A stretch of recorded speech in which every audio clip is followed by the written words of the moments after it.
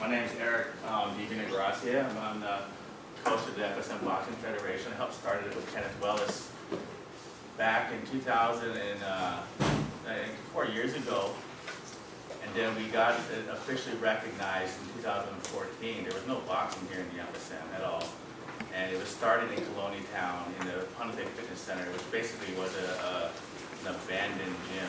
I don't know if you guys, I don't know if there's anyone, no, I don't see anyone here from the old school that started with us back then, but it was pretty terrible. It had only one light. We had to turn on the light with a wet mop. It's on a local style, right? That's how we turned on our light. It's a one light in a 100 by 50 foot gym. And everything that you looked at, when you touched it, looked like you're going to get a staph infection. And that's what kind of working conditions we started in. I pretty much had 3 core people that started with me. A couple of them, probably maybe you guys all know them. Derek Perman, you guys know Derek, Royce Rod, you know, he's sitting here, and Angelo Rodriguez. So you guys know Angelo. So, and then Kenneth been with us too for a while. Edmund. I think you remember that old gym, don't you, Kenneth? Yeah, you remember that old gym. But I guess I'm here to talk about the Olympics. You know, before we get to the Olympics, though, you know, there was a lot of struggles that we had to have before we could even get to the Olympics. First we got to get the sport of boxing here going, and that in itself was a struggle. You know, if you have no base of people here that don't know the sport, then it's very difficult to start people from scratch. And it's very difficult to start people from scratch in a sport where, you know, the whole point of the sport is to knock your opponent out. You know, people don't want to get into that. I think boxers are pretty much born. It's very hard to train someone to do that. You're either a fighter or you're not a fighter, especially when you get onto the level of competition. And so you can take 100 people, and I'd say probably less than maybe 5% of it are true fighters. Maybe not even that. Maybe out of 100 people, you probably get 2 or 3 people that are probably true fighters. And being around fighters, I've been around them, you know, most of my whole life. But I really didn't start training until maybe 2000, maybe 13 years ago in Seattle. I trained at Ring Sports United. My coach is started from a couple of legends in pretty much MMA and kickboxing. It's founded by Maurice Smith, who brought striking to the UFC. You guys, I'm sure there's a bunch of UFC fans here, right? So all striking comes down from Maurice Smith using striking to beat Mark Coleman. Before that, it was just ground and pound and jiu-jitsu. Then once Maurice Smith came in there using kickboxing, striking, everyone had to learn how to strike. So my gym comes with that, and then from my coach directly was Kim Messer. She's a 3-time world champion kickboxer and one-time IBF female boxing champion. She's also the director of the IBF female championship. She's very famous, pound for pound, one of the best female boxers in the history, who comes from Korea. And I basically learned boxing, MMA from them. And from there, I moved here in 2012 with my wife, Kimberly Rita, and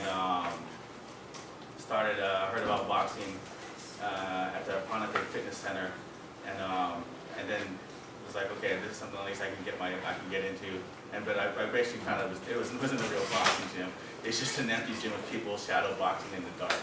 I mean, it's like I don't want to call that boxing, you know, not from the gyms I come from. And I quickly realized, like, I'm gonna have to take this over and then try to get it organized to be able to get into a legitimate sport, and then also get it to the point where we can get it recognized by the International Federation and the local National Olympic Committee, which we did for like a good 2 years with just a small core of people. And then in 2014, the International Boxing Association, which is it's the international government that allows you to box internationally and also qualify for the Olympics and compete in the Olympics, which is what we want. The FSM wants that. They want people to compete in all kinds of sports that's possible. And luckily, at the same time we were forming it here with a few of the core members, there's actually a Micronesian female out there in New York City doing her thing, who had 20 plus fights in her belt, was a regional champion, and that was Jennifer Chang. So we quickly realized that we could, if we form a team here to get them for the 2015 Pacific Games, we could possibly make a run at the 2016 Olympics. And so that's how that idea got formulated. I contacted Jennifer, and at the time she had won silver in the national U.S.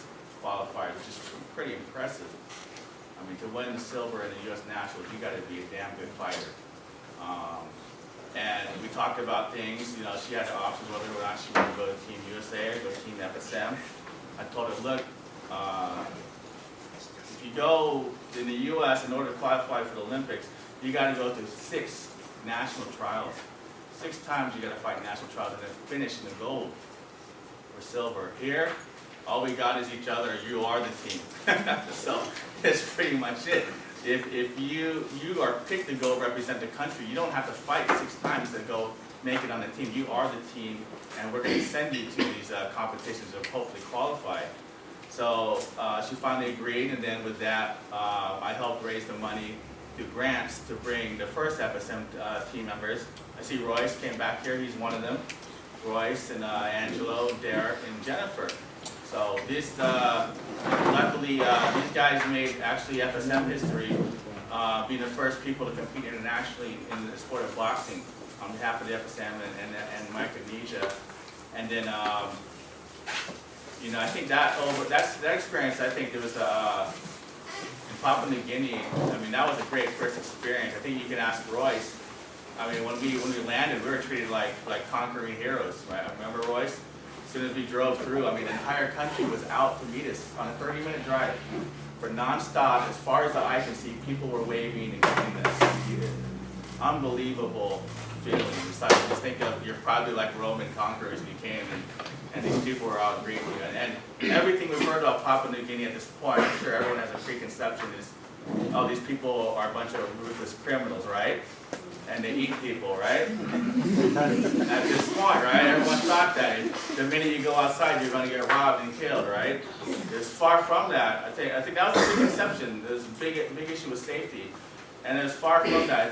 I think out of the places I've traveled in the last 2 years, the Papua New Guineans were the most friendliest people of all the countries. I mean, they're the nicest people. Everywhere we went, and you can go, Royce can vouch for this, everywhere we went outside the village, they're treated like rock stars. All the athletes were treated like rock stars. So that was a pretty cool experience.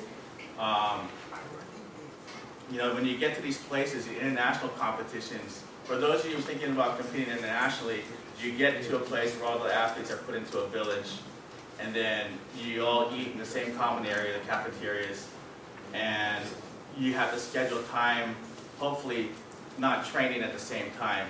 Otherwise, you might have to be grouped in with a group that is training, and you don't want that, especially in boxing. You don't want to see your opponent on the other side. It rattles people, and they don't want to see, like, oh my gosh, that guy's hitting the heavy bag so hard, or he's throwing the mitt so hard, that might rattle someone. So you don't want to mix your person with another team that's possibly going to be fighting. And so when we trained, I was going to a coach course, and we trained at night. We're the last people there, probably from 8 to 9. Every night we train. And with Royce and Angelo and Derek, I'm used to them, but I wasn't used to Jennifer training with her. And I realized quickly that I was like, wow, she's like my former coach.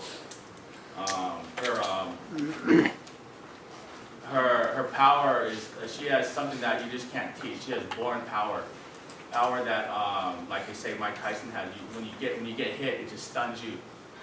For the minute I catch her punch, I could feel the energy flow from my hand all the way down to my feet. And if you got hit with that, you're going to get knocked out. You know, I mean, that's just born power. It's harder than a lot of guys, even heavyweight guys. They can't generate that type of power. She can generate that at 120 pounds, the power of a heavyweight. And her speed and her athleticism and her discipline. Most of all, her discipline was like the most I've seen in any athlete, all the ones I've been around. She probably has the most discipline I've seen. In my computer, she even showed me her calendar. Every day of her calendar it shows what she's doing for the hour, during hours, either boxing, conditioning, CrossFit, or and a day off. Her whole year is scheduled out for training.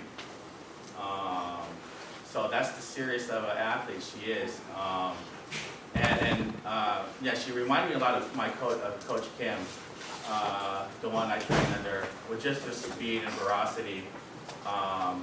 And so that was once I realized, like, wow, after the first night, my arms went numb from holding mitts with her, and I couldn't even eat at the cafeteria. It just kept, like, the utensils kept falling down because my hands went numb, my arms went numb. I never had that. I've worked, like I said, with people in the UFC. They never had that power, and she had that power. And I was like, wow, she has that. We're gonna kill some people around here. I thought she was gonna actually knock people out. But she was stuck in a weight class where they didn't have her actual weight class at the Pacific Games. It was a class above, so she had to fight women 10 to 15 pounds heavier than her, and who had 2 to 3 inch size advantage, which is very difficult. And I think I realized at that Pacific Games, what I teach is an American style of boxing, and Jennifer had that same type of style of boxing. The people in the Oceania have a European style of boxing, and I think it's inferior compared to the American style. The problem with me, with the boys, like with Royce and Derek and Angela, was that they didn't have experience. It was their first fight. But when we watched the other guys fight, we're just, especially me and Jennifer, looking at them like, holy shit, these guys suck. Their technique sucks. Their hands are dropping. They're going wide open hooks where they can get counters super easy. But the advantage was they've been doing it for 20 plus fights, and psychologically they had that experience advantage, which plays a lot into it, you know.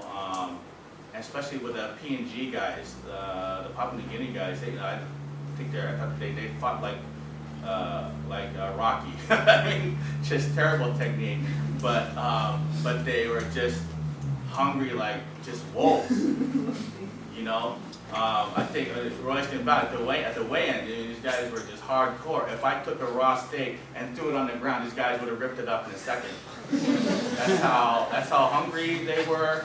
You know, they had that growl, they had that look, like they're out to kill someone in this. They are not gonna lose on their home turf. They had that look, you know, and it was like, man, the only way to get around that is with superior technique. Even Jennifer's opponent was 10 to 20 pounds bigger than her, but her technique was like 10 times superior.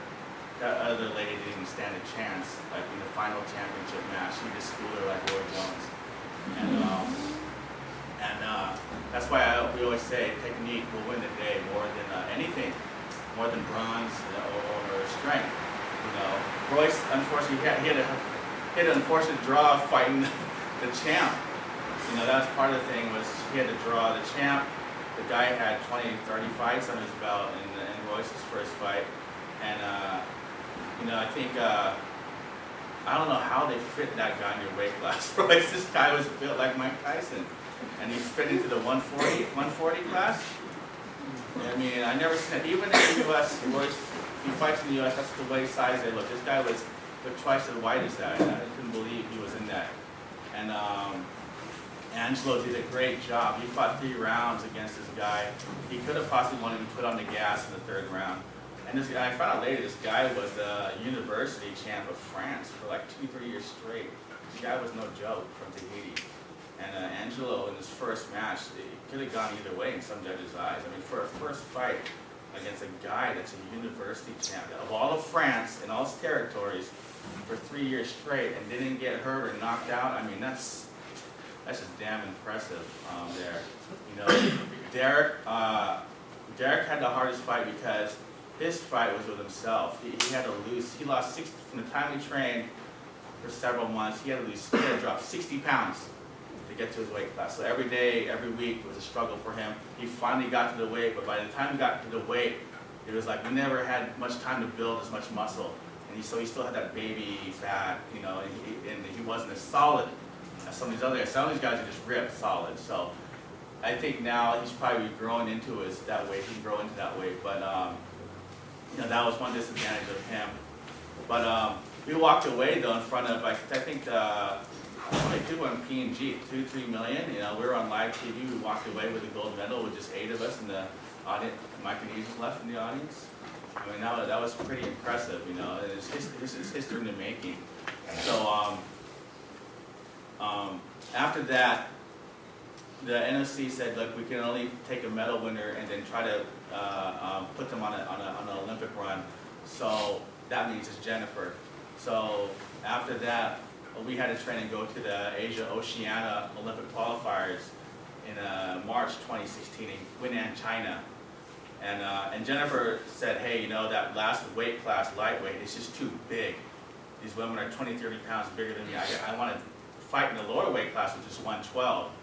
And I think, and then we found out later that probably wasn't as good of an idea because she even though she had a nutritionist, to drop that weight, she starved herself, and she was just like gone. When I first saw her in Guinan, I was like, it didn't look like the same person.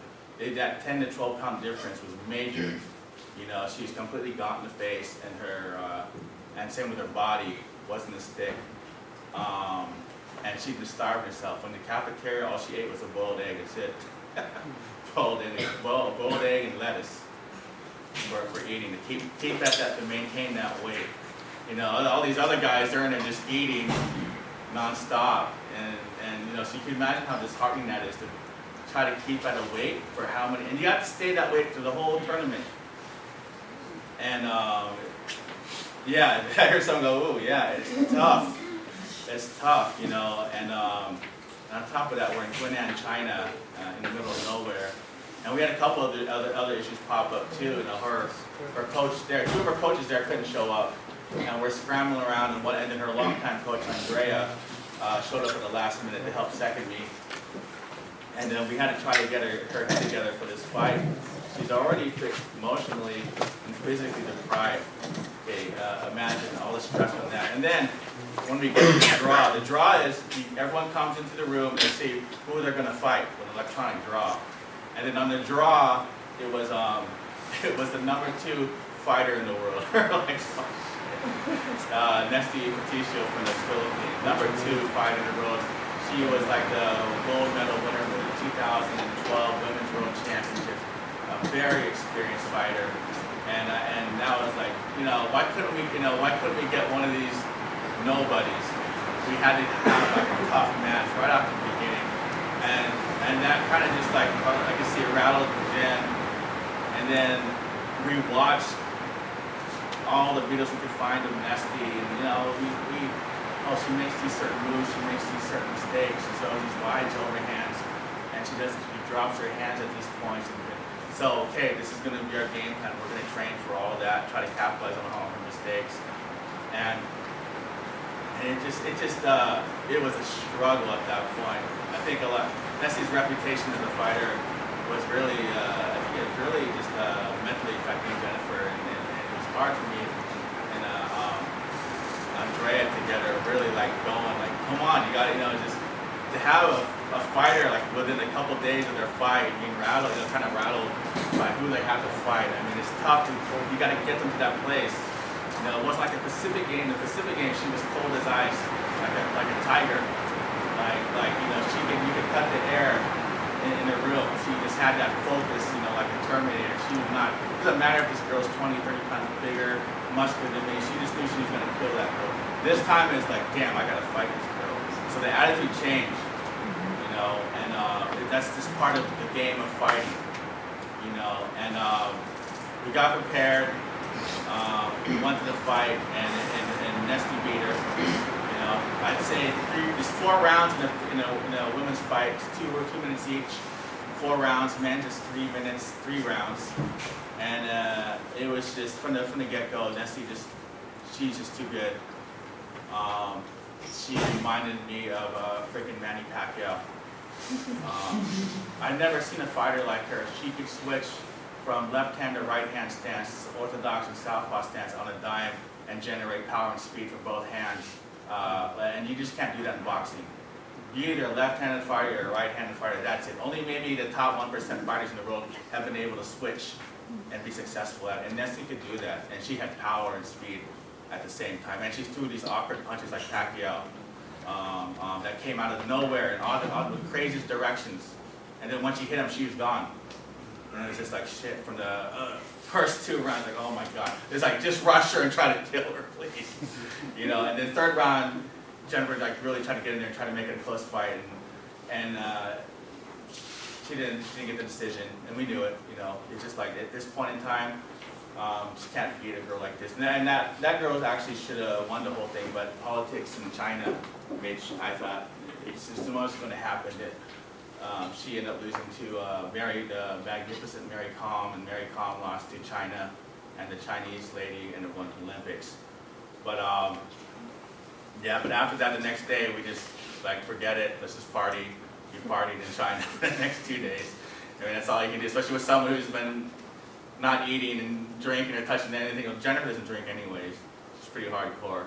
But me and Andrea were just like, oh, let's just let it go and we'll party. On top of that, I wish I had this thing working.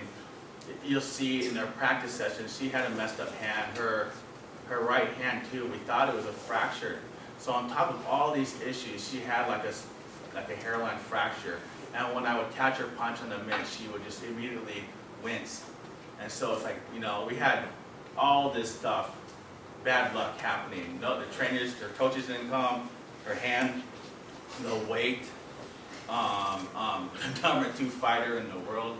I mean, just a mountain slide of issues. And so we thought that was done. Jen was like, you know what? You know, I'm done fighting for free. I'm going to go into MMA. If I'm going to fight in one, I want to get paid. Makes sense, right? I mean, why train and kill yourself to fight, not get paid for it? It made total sense. But then what happened was that, and we didn't even go to the Women's World Championships in Kazakhstan, which we were supposed to do. There's the only other Olympic qualifier, so it's like, well, my hand's fractured, I can't do it. It's in 4 weeks, can't heal in time, I don't want to do it. We didn't do it.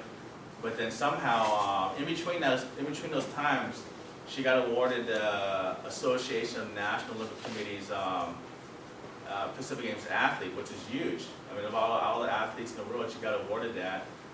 And then Jim Tobin, the Secretary General from the NOC, told me, look, she can still get in. There's a way to get in. This is for any of you guys who are thinking about it. Is it possible, can I get into the Olympics? Right?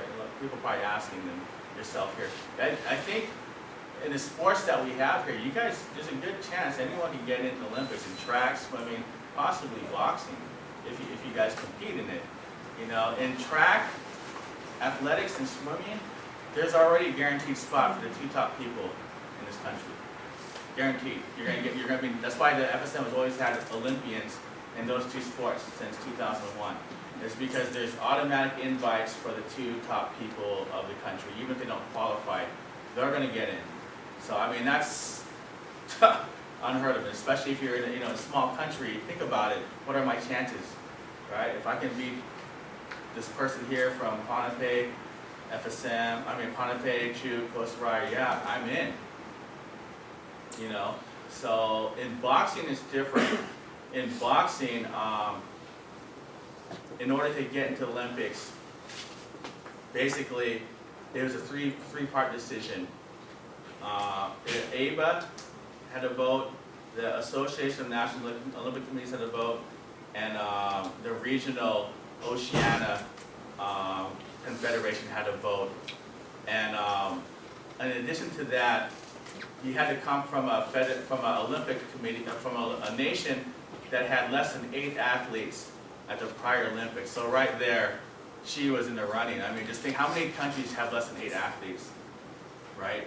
And are from Oceania, not that many. So I knew there, wow, she probably had a great chance of getting in now. And then I didn't think she did before, but once Jim said, we can get an invitation because we come from a country with less than 8 athletes.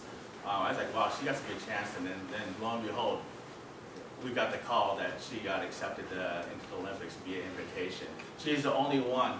In the 3 weight classes in women's, there was middleweight, lightweight and flyweight, and she was in the lightweight class. And there's only 12, 36 women total, 12 per weight class. And only one spot is reserved for an invite. So out of all the women in the world, she got that one invite to be in the lightweight class. And that, of course, was in Brazil, in Rio de Janeiro, which was just an amazing experience. I mean, the opening ceremony is something that I'll never forget. You're in front of 4 billion people watching. I think they said it's like 4 billion people watching you. Did anyone here see the opening ceremony and see Team FSM come out?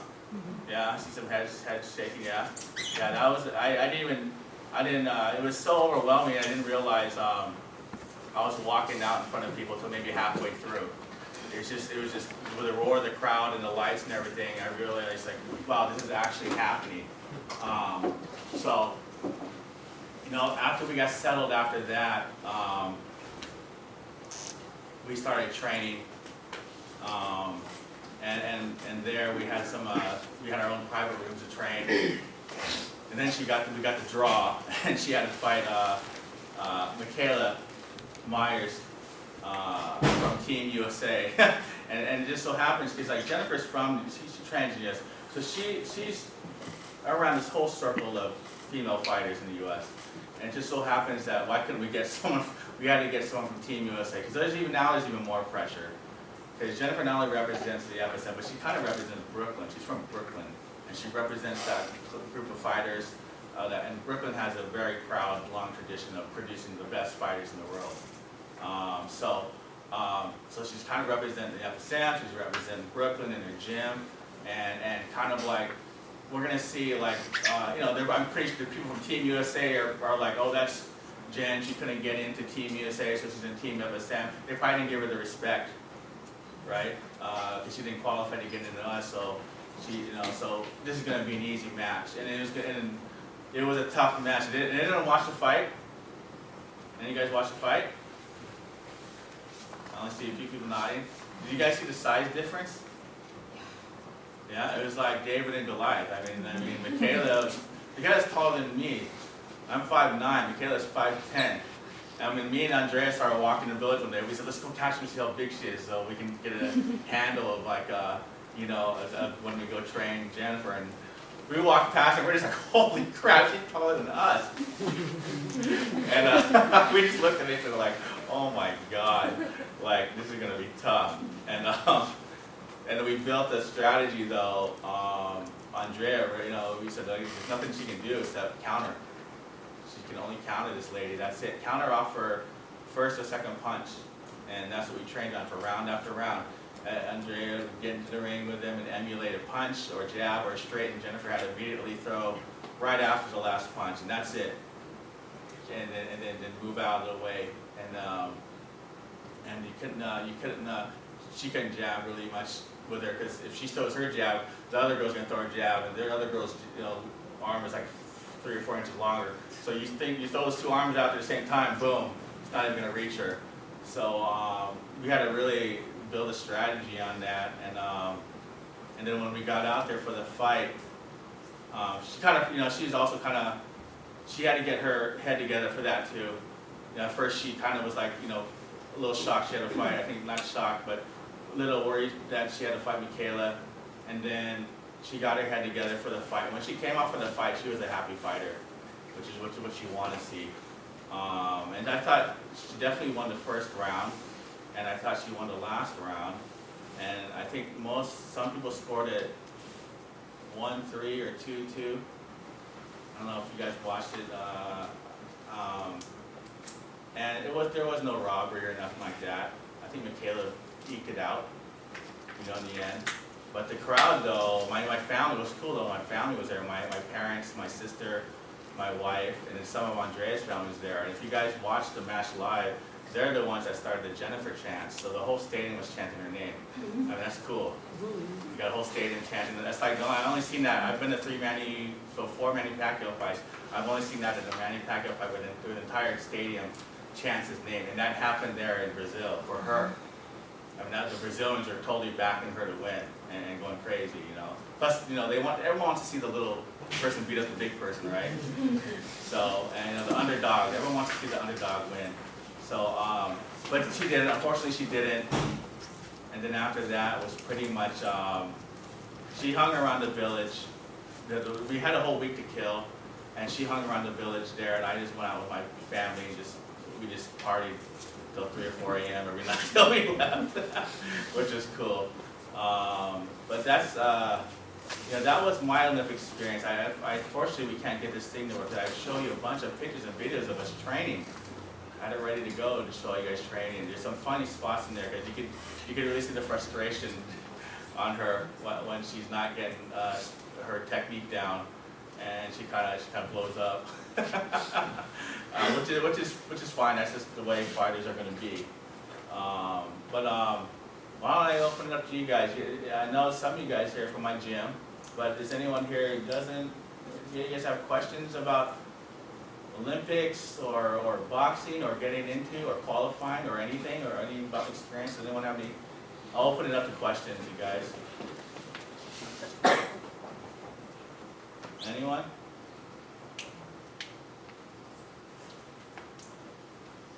Nah? Oh, go ahead, Mason. Do you have any other boxers right now that you think stand a chance of getting to the Olympics in the near future? That's a good question. It's too early to say right now. I'm going to say this, and I know Royce is here, Kenneth is here, who probably have aspirations to probably box. 2020, we're looking at 2020 right now. And I would say this, Jennifer built the blueprint on how to get into the Olympics. It's simple. You're just going to have to move to the U.S. and get 10 to 20 fights under your belt each year. Until then, we don't have the competition level here that's going to give you the experience to perform on an international level. To me, as long as you win at the Pacific Games, which is in 2 years, if you can win gold or silver, you can get into the Olympics. Because that's what happened to Jennifer. That's what happened to my friend Winston from Fiji, Team Fiji. He won the silver at the Pacific Games. He lost the qualifiers. Didn't even go to the second qualifiers, and he still got in. My friends from P&G, one of their guys too, he won gold at the Pacific Games, got blown out at the Olympic qualifiers, didn't get in. And then even from Vanuatu, the same thing. So 4 people from Oceania got into boxing from different countries, fight. And that's because the common thread is they all medaled at the Pacific Games. And how are you going to medal at the Pacific Games? You got to get experience, a lot of experience in. I would say if you got around 20 fights in the U.S., you'll take these people down in Oceania just like the way Jennifer did. Your training, your technique, and your competition experience will be way above them in Oceania. And I'd say it'd be that much easier to get a medal there. So that's what I would say. For anyone who's considering. As of right now, we just don't have enough people to compete. We're still a baby sport here. You know, we only have the locals, in Ponape that can do it. There's no other states to compete against. There's no other really even municipalities to compete against here. That's how small we are as a sport, and we have to get to that level where we can have state competitions and national competitions. I don't think we're going to have. Doesn't look like we're going to have one into micro games because there's so much that has to be done for that, and so much money that has to get paid. We're not even considering it. So the only time we're going to fight is at the mini Pacific Games now, and then the Pacific Games. And if anyone wins a medal there, then we'll see if they can fight at the Olympic qualifiers. But to be honest, my assessment is no one's ready right now that I'd say we could possibly make a run to Olympics until they've gone to the U.S. So, Royce and Ken, I hope you guys are listening. You know, my thing is this, and it's just like Jennifer and the other people that have been boxing for a while. If you want to succeed in boxing, you got to just. It's going to be your total commitment. You know, there's like a saying in boxing. They said this. They said boxing is a very jealous girlfriend, and The minute you stray from her, she is going to make you pay. That's the truth about boxing. If you stray from training, you're going to get taken out by a new person who wants it more, who trains harder than you, who's training every day to get where you want to be or think you want to be. That's just the truth, you know. Boxing is a sport that goes all the way down to like that ancient tradition of who's the toughest person in our village or country against your toughest person. Let's go. Let's see who can win. You know, so it has to be taken seriously. And I don't really like excuses. And Jennifer really kind of set the higher standard than even the people I know. She's a single mom. She was working as a VP at New York City Bank of Mellon, and then after she won the gold medal, she quit her job, worked part-time, but she's a single mom, and she still trained no matter what every day. And even before the Pacific Games, she was working full-time as a corporate vice president, and still trained every day to do that, and still get a gold medal. So I know when it comes to school, I will never say stop school, always go to school and excel in school. But when it comes to training for it, I'm of the old school mentality that, no, you should be training every day. If you don't train it every day, then I don't think you're going to stand a good chance against these other people that do. Because these people from these other nations train every day, twice a day, 6 days a week, one rest day, one rest period. They're backed by their entire nations to do that. And the only way to be on top of them is at least do it too. At least do that minimum. So, yeah, that's what I think. I'm hoping someone we have here steps up to that level, or who knows, someone may just walk through our doors again, or we may get a call in the U.S. Hey, there's another Micronesian here. This person has 20 fights. He wants to box on behalf of the FSM, and he or she is good. And there's another Olympic run. But if it doesn't happen, I'm not going to stress about it. You know, we did pretty good. I mean, for the first 2 or 3 years of starting this sport, we already have an Olympic. We already went to the Olympics. That's like unheard of, really. When I met people from all over ABA, they said, you are not going to get into the Olympics. It's going to take you 2 to 3 runs before your boxer gets into the Olympics. So if you're a boxer now is like 16 or 17 or 18, it's going to take them 2 to 3 Olympic runs to get in, 8 to 12 years. And we started, the federation got recognized in 2014, and we were in 2 years. that is like unbelievable, unseen, unheard of. And we did it we were able to do that with Jennifer. But for the next person that's going to make a run at it, they're going to have to really just be hardcore and make it their life, 100%, you know, and not think of eat, sleep, breathe, boxing. That's it. Train every day and get in an environment where they can get lots of competition experience. So that's my take on that. Anyone else think of anything? Is anyone here in sports besides the boys in the gym? No? No one's here as a swimmer or athletics? You guys have, I think you guys have such a lucky opportunity here. I tell the guys in the gym, if they had this opportunity in the U.S. the same as they have you guys here to get in the Olympics, there'd be a line of people from here to the airport at the gym training. If they knew all they had to do was just win at the Pacific Games, they would be here every day training because they know they could beat people at the Pacific Games. And you just don't get that, like I said, that opportunity where I come from in the U.S. You know, there's thousands and thousands of boxers training every day, and then they have to go through all these levels. You know, city competitions, state competitions, regional competitions, and then they start the national competitions. And then for the national competitions, they're going to see who's going to make it on the team. I mean, just so many layers of trying to make it on Team USA. Whereas here, you're pretty much it. It's an open door. You can go as long as you're good enough. And I would just say this: if you're young, I wouldn't waste that opportunity. I would go after it with a vengeance. You know, if that's your dream to get into Olympics, because it's possible. Like the people here in the U.S., you know, the same level as you, their chance is pretty much zero. Here, your chance is pretty high up here. You just train hard and win. So that's the advantage people have here in boxing, athletics, weightlifting, swimming. So, but you know, you just gotta want it. That's all I gotta say. So, anything else?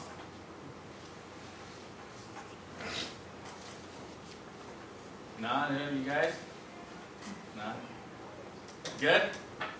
Okay, well, thank you guys for inviting me. Sorry the thing didn't work. I had so many slides to show you from all the different competitions. But unfortunately, the thing didn't work. So, thank you.